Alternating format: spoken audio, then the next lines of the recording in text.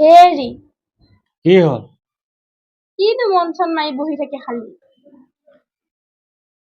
কি কবি চিন্তা ভাৱনা কৰি আছো ভগৱানে যে মোক কি ৰং চাই আছে বুজিব পৰা নাই অ।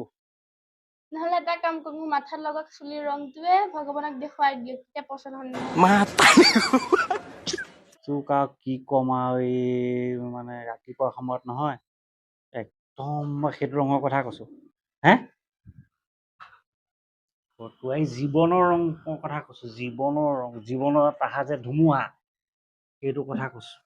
অ ধুমুহা অ মই সৰু থাকোতে আমাৰ ঘৰত যিমান ধুমুহা আহিলে গোটেই চোতালত বাঁহ পাতে চাবনে পাতে কিবা বেলেগৰ কাপোৰে চাবনে কিমান লেতেৰা কিমান চাফা কৰিব লাগে।